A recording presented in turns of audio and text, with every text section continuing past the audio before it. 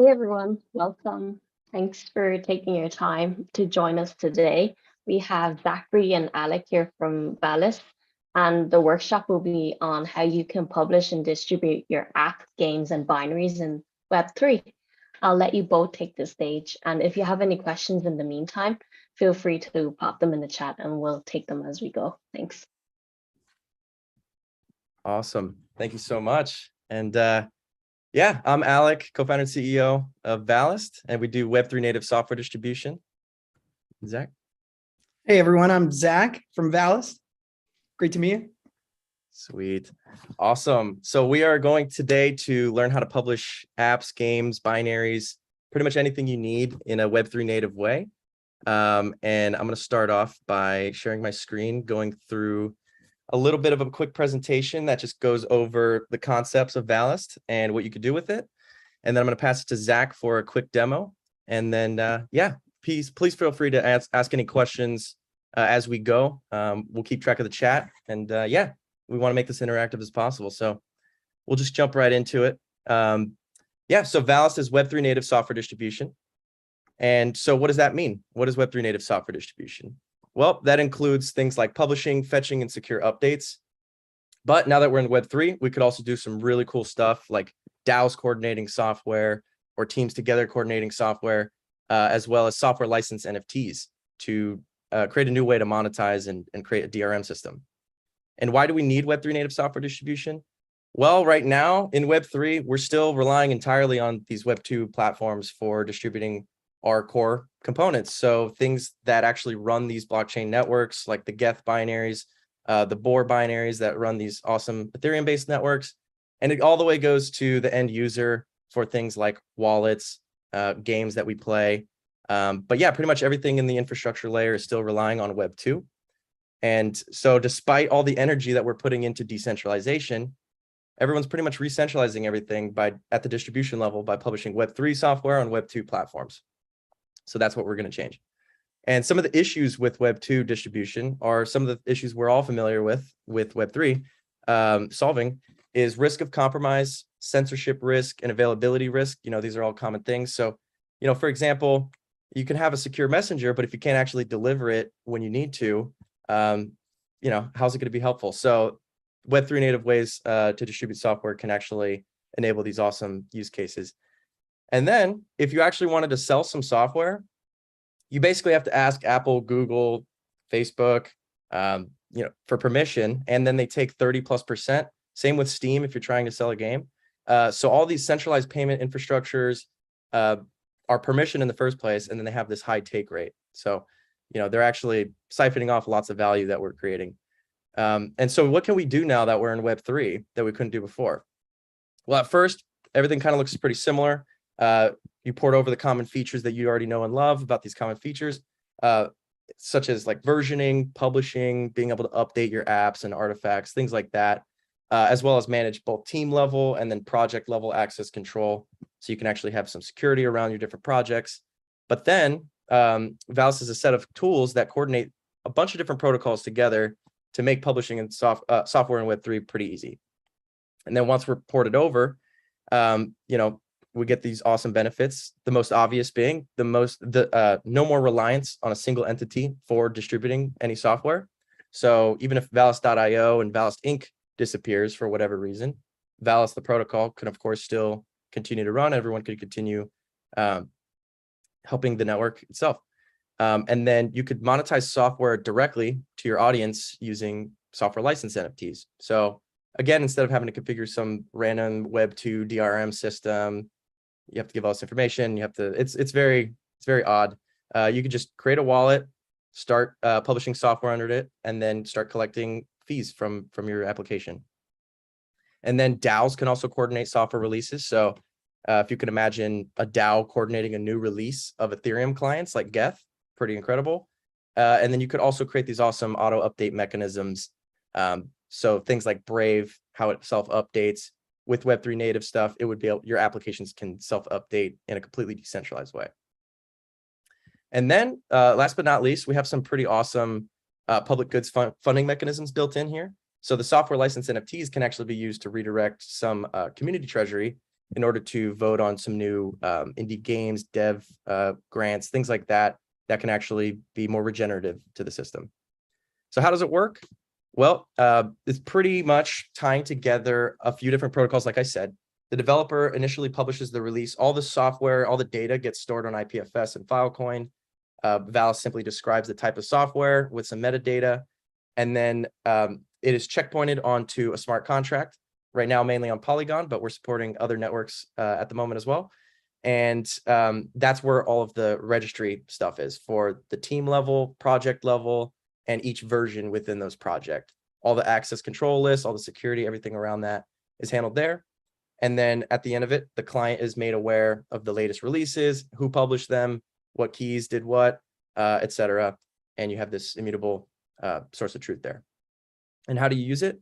Well, actually, it's very simple. So we have a web front end, CLI, GitHub Actions, and SDKs, depending on your preference.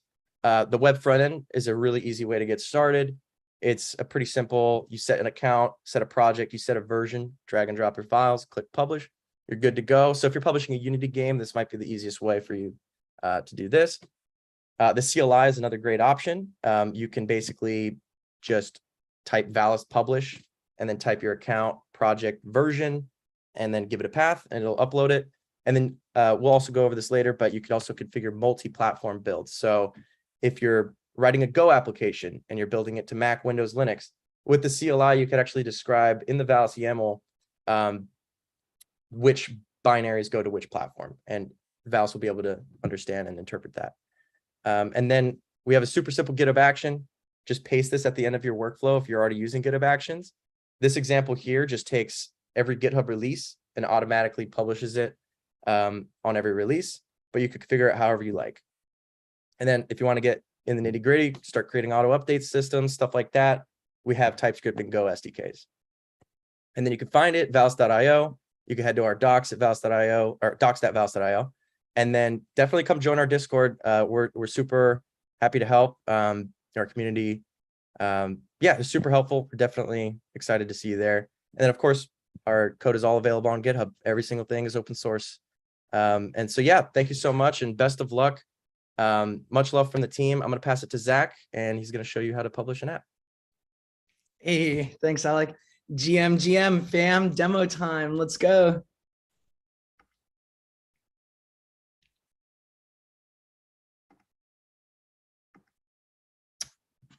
Okay, cool. Let's just jump into it. So this is the Valist dashboard. You can find us on app.valist.io. I'm just going to take it from the beginning. So the first thing on Valist is we need to create an account. Now, accounts on Valist are an immutable namespace. So once you create it, you have the namespace. It's a lot like an ENS. It doesn't change, but you can think of this namespace kind of just like as your root namespace, as like something like on GitHub, where on GitHub, I'm GUGin, and then any repos that I publish or any packages that I publish under that are GUGin / whatever the name of my project is. So we can create a new username here. I'm just going to name mine web3 game. And then I can set a display name. So the immutable username you can't change, but the display name, you have the full ability to change. You can add special characters, kind of whatever you need. So a web3 game, and I can even get sassy with it. And then I can add my account photo. I always use my handy dandy Crypto Coven, Tropoline of the Tower. Shout out to Crypto Coven, best NFT project ever. And then, you know, I could just put a domain here. So I'm just going to say hello.world, a web3 game. And so then every Valist account has a set of members, because this is where things like DAO coordination comes in. If Uniswap wanted to vote on what the next version of the Uniswap front end that will be published, this is where you could link a multi-sig or a DAO contract, or really anything like that that would allow your users to kind of sign off on any kind of like group transaction or anything like that. So I am going to take my address, put it in there. Then I'm going to create this account. Oh, sorry, looks like weird network error there. Let's just try this again. Hey, there we go. Cool, cool. So if I take a look at this transaction there, my transaction has already been included in a block. Just give this a second, and the meta transactions on here as well power the whole system. So just to add to this, actually all the gas is paid for by the protocol as well. So all the publishing is free. Yeah, absolutely. Free for open source. Anything you need to do, it's all meta transactions, easy to go. So here is my Web3 game. So now what this has done is this has redirected me now because my account does not have a project. Valist has redirected me to the project creation page so that I can now create my first project. And so same thing for the project. I can select like a nice project image. I'm going to use my other crypto coven for the project image. And then for my account or team, I'll select Web3 game. And I'm just going to call this the game, or even shorter. We can just say game. The greatest Web3 game. I don't like that, greatest. It's not a competition here. We're all building together. The fun Web3 game. I'll skip the website on that, but I'll add a project type here. I'll add web game, and then let's add some tags, because on Valist, we have a lot of amazing tags. I would encourage all of you, please, please, please, if you're submitting on Valist, add your tags, add all of the content. We have a beautiful app store, discovery marketplace. The more content that you add, the more that we can feature your content and get it in the marketplace and have it discoverable to the whole world. So I'm just going to say application game NFT here. Cool, cool. Next, we have our description field. So I can just put a Web3 game in my description. Header there. So the description, the long description is a full markdown doc. So again, images, videos, links, really any content that you want to put in there, throw it in there, throw your full markdown in there if you have a repo. Members, again, now there's the idea of, because we have this role-based access control with Valist, it's all completely on chain. You have your account level keys, which are kind of like your admins of the overall, all of the projects, that kind of thing, the account level users. But then you have the ability to add slightly less privileged users. And these are just basic publishers or maintainers on a given project. So I can take my key that has that admin level key, but I can throw him on here as well. And so then graphics. So now I have all these amazing graphics that I can add. I'm just going to throw a couple of these in as well. I'm just going to use some of my NFTs here. So you'll see I have this amazing promo image that shows up here with my description. And then there's also things like I could add a YouTube video, YouTube URL, or any other screenshots like that. But I'm just going to add a couple more of my fun little NFTs here, and they will show up in this image gallery. And so my NFTs are not 1080 by 920. We use the standard sizing that like Steam or any of these other marketplaces kind of use.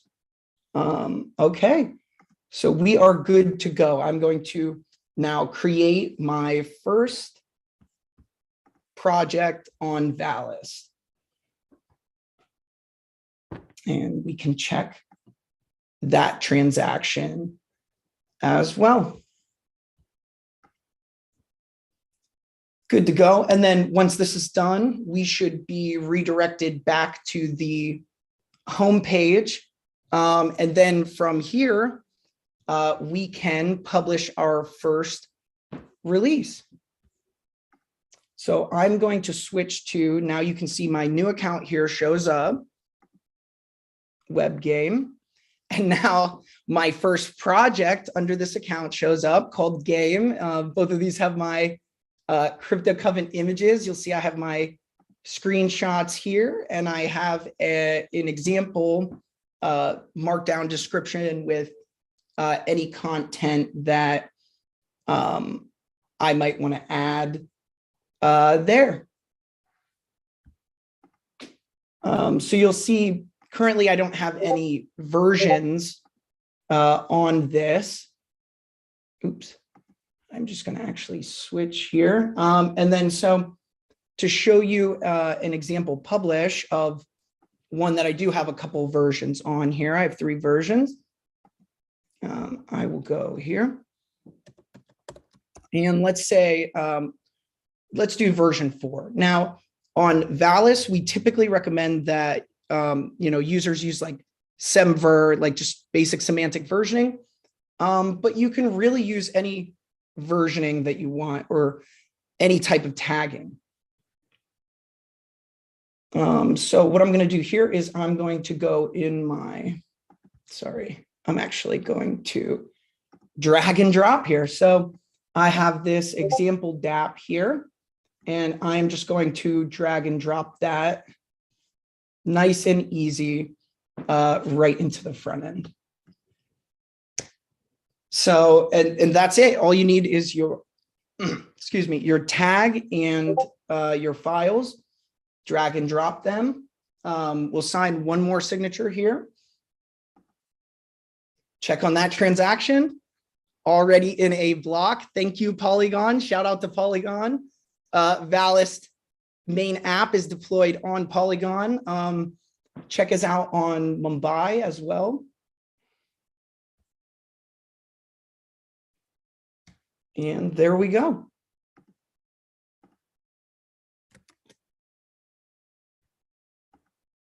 And there is our 4.0 release. So if I click launch here, you'll see we get this amazing screen that says, welcome to the Web3 game. So now this is a great time to talk about pricing. So developers need to eat too. And so Valist is free for all open source developers, but it's also free for if you would want to list your software that could be paid software on Valist.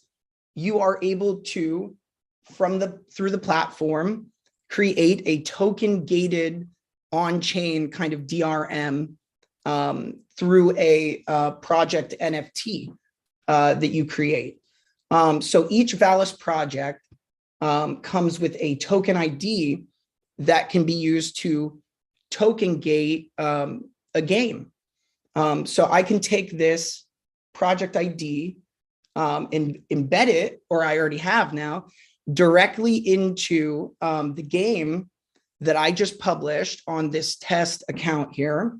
And now I can even set things like a price, a limit, and even a royalty percent for when somebody is buying or selling that game license for it. You know, if I wanted to even resell it and create an aftermarket for an old game or something like this. And this gives you a lot of power because all of these exploitative app fees, the Apple App Store takes 30%, Google takes like 20%, Itch takes like 15%, Steam takes like 30%, Valist takes 2.5%, and then even all of those protocol fees go directly to a community treasury that all gets funneled back into all your favorite open source projects that you know and love.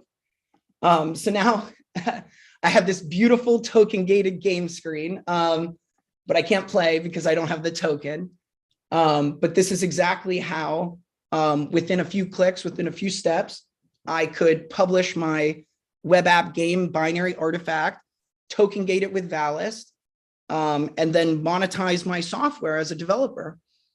But yeah, I'll hand it back to Alec to talk a little bit about our CLI and continuous integration. Sweet. Awesome. Yeah, thanks, Zach. Yeah, so let me jump right into it with this.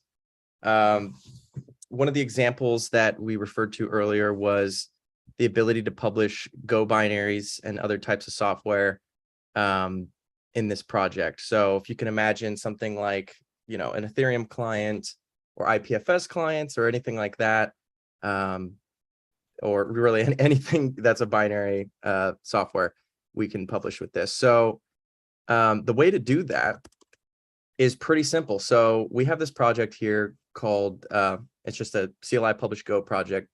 This GitHub repo is also available so that you could see all of the example projects that we have. And that includes, oh, it looks like we gotta enable some main branch protection on that. But anyway, so these are all the examples you could see for how to publish different types of projects. And then you could view, we have links to them as well. I think we just had a question for how you can view the project by URI link, and then that is actually part of this is yours as well. So you could view it from the app. It'll also give you an IPFS URI that you can use to directly pull that from there. And then we're also working on support to be able to plug that into your ENS name. You could also access it by version. So if it's 006, then we can actually go to /006, and then it will directly take you to that release as well. But how to actually get this published, we have this simple hello world go file here. This is just a simple hello world and then a make file that has the build steps. But basically all we need here, once we have these binaries available, we have this hello world built already, then I could just go ahead and CLI or CD into this folder. Let me make this a little bit bigger here. Well, that's pretty big. So let me, okay. So now all we need to do is Valist Publish, Acme Co, that's the account, Go binary, that's the project. And we just saw 006 was taken. So now we need to do 007. And then I could just point it at this dist folder here. It'll ask me to select which account I want to sign the message with. As you can see, meta transactions are enabled. It's publishing the release. It's logging all the OpenGSN stuff there. And you can see it's confirming the transaction right there. So as soon as that gets mined, we will see the link to the project.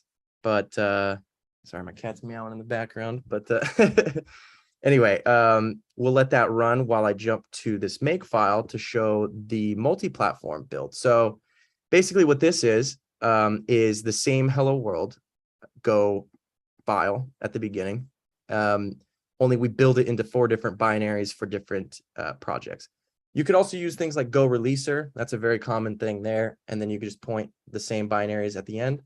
But we just did the regular Go build strings and that's ready to go. So if you notice, the Valist Publish command is actually a lot shorter.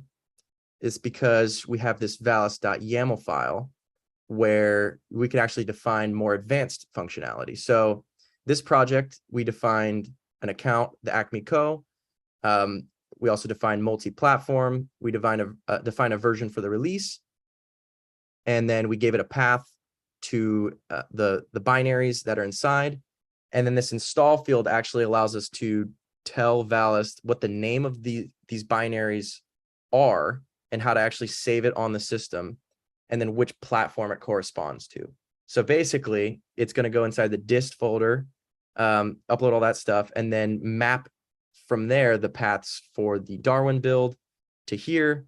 And then when you're installing this on a Mac, it'll save it as hello go as well. So we could show what that looks like there, but it's essentially the same thing. You just configure that, you hit Valist publish, and you keep rocking and rolling. Oh, I got to actually bump the version. So let's do that. Hit that, and then it should be good to go. So it'll start doing that. I'll show you what it looks like deployed with the multi-platform version. If you actually see that last version, this JSON has a little bit of that metadata in here that shows the install fields. The Darwin binary is this dist/hello Darwin. And then if you actually go and launch it, you can check it out from there. But the SDK, the CLI, everything will know which platform it's built towards and be able to decipher it from there. And then same thing applies to the searching and tagging, everything like that. So yeah, and then we also have a GitHub action example as well that I can actually show real quick, but the way it looks, actually we could show off the React app or the next app here. So this example Next.js app, we have the example here for what the GitHub action actually looks like. It's super simple config. Every time you do a release, it'll publish the stuff, and then you can see the example there. And then you can also go ahead and click to view that project on Valist, and you could go ahead and launch it and see how it works there. But yeah, that's it for us. We'll be in the Discord as well, and definitely let us know if you need anything. And yeah, best of luck.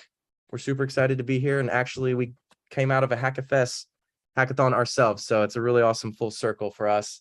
And yeah, so keep hacking away. Really excited to see what you all build, and let us know if you need any help. Thanks, everyone. Thanks. Well, thanks, Zachary and Alec, and everyone. Likewise, with the questions, feel free to follow up over Discord.